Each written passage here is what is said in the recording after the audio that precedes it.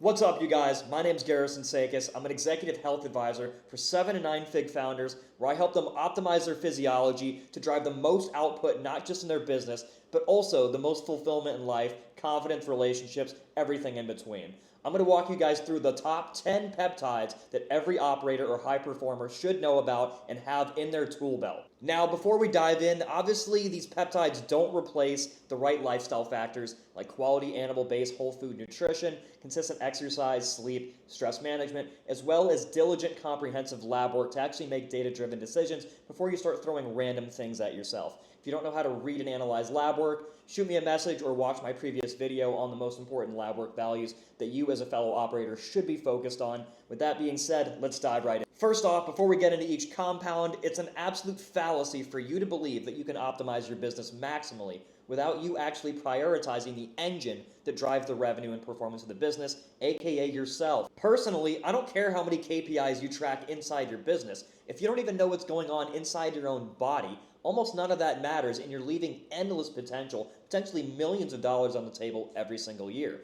You know how important optimizing even 5 or 10% profit margins are inside the business and how that translates to enterprise value, but why are you not putting that same level of focus and priority on you optimizing your performance, energy output, mental clarity, and decision making? If you can boost that by 10, 20, 30, 50% plus, how do you think that's actually going to translate to your business? You're focused on the wrong things if you're not prioritizing the foundation that drives it all. Aside from just the business performance and pure monetary ROI, if you're not focused on doing the intentional work that actually optimizes your health and confidence, you're never going to be fulfilled in life because you know you're intentionally neglecting the most important piece. So I hope you're focused and listening, because this could very well be one of the most important videos that you've ever watched. I'm quite a yapper, but I'm going to try and do this in under 15 minutes. Let's go. The harsh reality, whether we like it or not, almost every high-level operator is dealing with some degree of chronic inflammation and GI distress. If you don't address these directly, you're never going to fix the root cause, and you're never going to be able to optimize your physiology fully. So our first line of defense is BPC 157 and TB 500, and this is where I recommend most people to start their peptide journey in general. Now, for context, from mouth to anus, you have a one-cell thick lining called the epithelium that's held together by tight junctions. When we're exposed to some degree of inflammation, chronic stress, poor food choices, NSAIDs, alcohol, environmental toxins, glyphosate, pesticides, you name it, whatever it is, when this begins to take damage, this allows lipopolysaccharides or endotoxins into the bloodstream, which drives overactive immunity. Now, almost everyone's dealing with this to some degree, and the actual epithelium itself is one of the most metabolically active structures that we have in our body, undergoing the highest degree of cellular turnover over almost anything else. And in addition, our soft tissue, like tendons and ligaments, these are very hard to repair because they get almost no blood flow. They're basically like a desert wasteland compared to muscle. So because of this, our first tool in the arsenal is BPC 157, or body protective compound. It's actually endogenously derived from gastric juices naturally, and it upregulates a process called angiogenesis by increasing VEGF. Angiogenesis promotes new blood vessel formation to drive oxygen and nutrients to areas that traditionally don't get that much blood flow to accelerate recovery. Like I mentioned, tendons and ligaments, they're basically a desert wasteland with almost no vasculature actually driving blood flow to these areas, which is why they repair so slowly.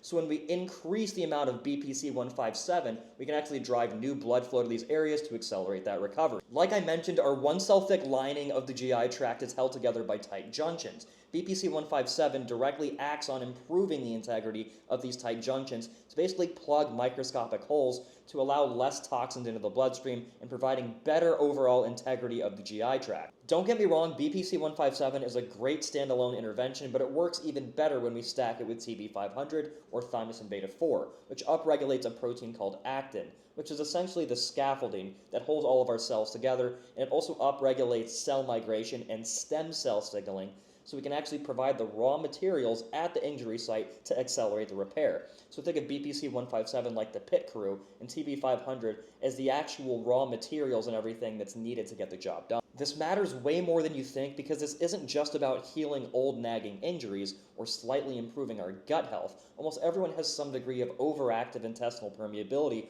where we're letting these endotoxins into the bloodstream, driving up overactive immunity, causing systemic inflammation, brain fog, and metabolic dysfunction. So if we don't fix the GI tract and rebuild the system from the inside out, we're never going to be able to fix these issues. So BPC 157 and TB 500, also called the wolverine stack, is the first line of defense to restore the system internally. Next on the list, we have GHKCU, a copper peptide that's getting a ton of attention in the beauty and cosmetic space, but it goes well beyond just improving your skin complexion and promoting a little bit of additional hair regrowth.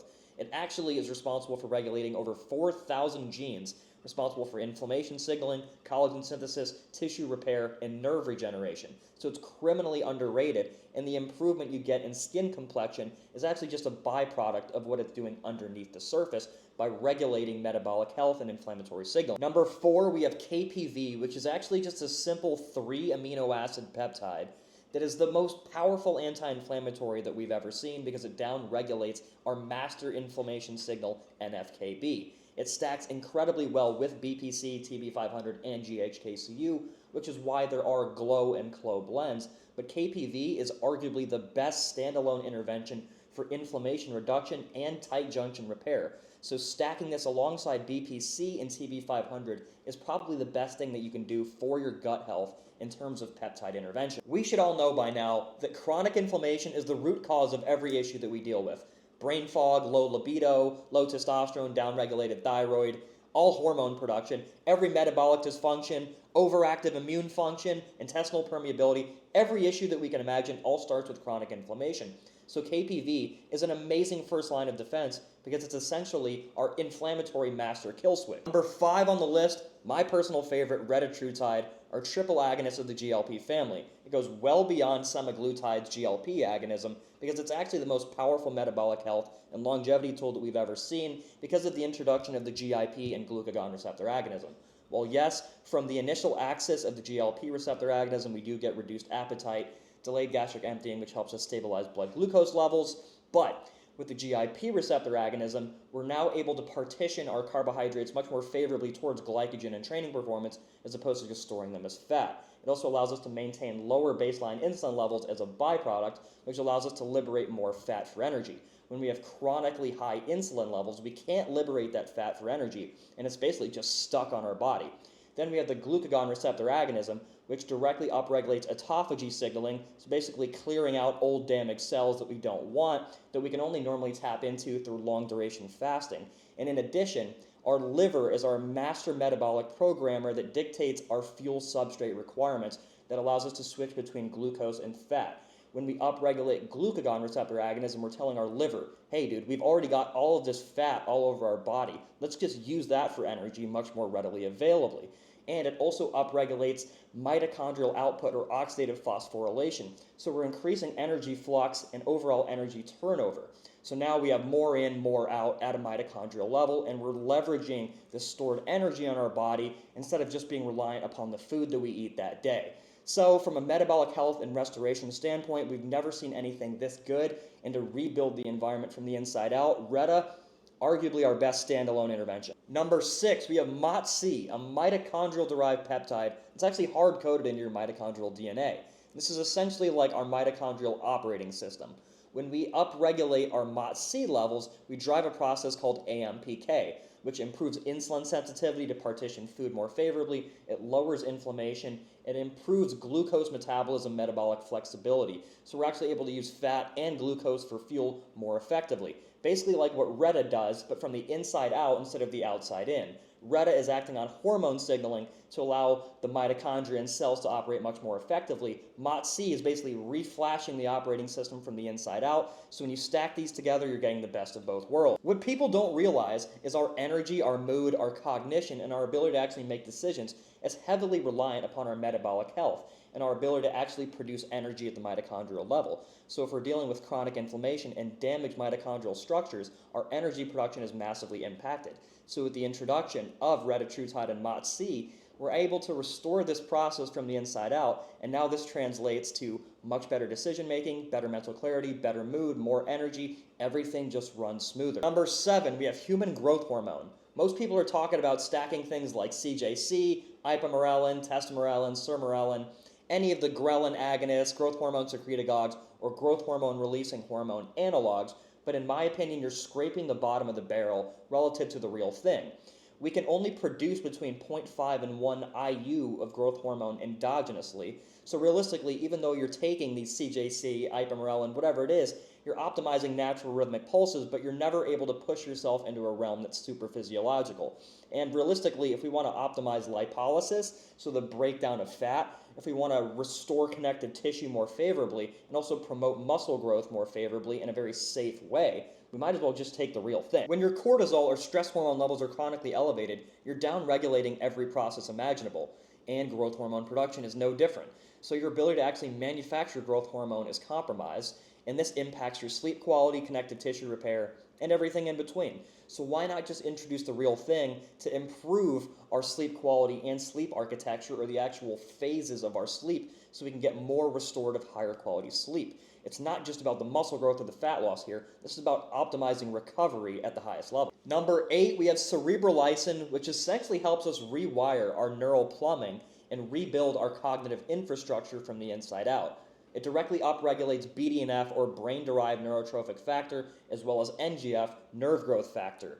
It also helps us produce more dopamine because BDNF is directly aligned with dopamine production, and through chronic stress, again, elevated cortisol, this down-regulates BDNF production, so our ability to actually produce dopamine to remove the friction of getting into work and focus, that's heavily impacted. So we can upregulate this signaling and basically remodel the initial infrastructure from the inside out. Cerebrolysin isn't some random fringe intervention. It's been used in Europe for decades, and because it's so neuroprotective, we're actually seeing some great use cases at potentially reversing Alzheimer's. Now, that's a discussion for another time, because Alzheimer's is realistically just diabetes type 3, insulin resistance in the brain to a high degree. So when we actually restore mitochondrial function via things like MOTS-c and RETA, this does a lot of the job for us in the reduction of systemic inflammation. But in addition, protecting the brain and strengthening neural networks through something called dendritic arborization is one of its most powerful aspects. Dendritic arborization is essentially improving the branching of our neural networks to lock in stronger connections. This allows us to have higher working memory, better processing speed, a higher degree of focus, and also better stress resilience. Number 9, we have dihexa, also called the God molecule. I talked about cerebrolysin first because that's better to use initially to rewire the neural infrastructure we have before we deploy something like dihexa, which is incredibly powerful on the synaptogenesis side. It upregulates BDNF, apparently 1,000,000 times stronger than we're able to produce ourselves. I don't know how valid that is, but it's certainly orders of magnitude higher than we can produce at our own endogenous production level. So what does this mean for you? Essentially all the benefits we get with cerebrolysin, but much stronger on the actual synaptogenesis side. So better pattern recognition, faster working memory, better processing power, all the things that we want to enhance mental clarity, decision-making, and output as an actual high-level operator or founder. This is super high leverage for a founder because your ability to actually recognize patterns, your working memory, your processing speed, all of this is directly aligned with synaptic density. So the more we can promote synaptogenesis, the more we can actually upregulate these processes, which allows us to maximize our output from an energy, mental clarity, decision-making, and stress resilience standpoint. Number 10 on the list, we have NAD+. NAD+ is our body's master signal for energy availability and our mobilization capacity of that energy. And finally, our last addition to the list, number 10, NAD+. NAD+ is essentially our body's master regulatory signal of both energy availability and the capacity to mobilize that energy in general. To put it in perspective, our ability to actually produce energy and maintain a low baseline inflammatory state all comes down to redox balance. Redox balance is essentially the ratio of NAD+ to NADH. We basically produce NAD+, and then through the food that we eat, we salvage electrons and we oxidize that NAD+ to create NADH. From NADH, we actually donate that electron into the electron transport chain to produce ATP, or energy, on the other side. If there's any backups along this chain due to damage of the mitochondrial structures or chronic inflammation, we now have electrons that back up and spill out, and these become free radicals, continuing to damage this mitochondrial structure and compounding the inflammation and oxidative stress. So obviously we don't want any of that. We want to upregulate our signaling of NAD+ and lower our baseline inflammation. In addition, NAD+ is heavily reliant to actually repair our DNA structures through things called sirtuins and PARPs. If we don't have enough NAD+, we can't even repair our DNA and cellular structures the way that we need to. So by upregulating NAD+, we're directly upregulating energy production, as long as there's not too much existing damage to the inside of these mitochondrial structures. In that case, we can deploy things like SS31, which binds to the cardiolipin and restores the outer membrane surrounding the electron transport chain, but we'll leave that for another video as well. All right, we're going to cap it there, but these are the ultimate 10 tools, in my opinion, that every high-level operator should have in their arsenal ready to deploy.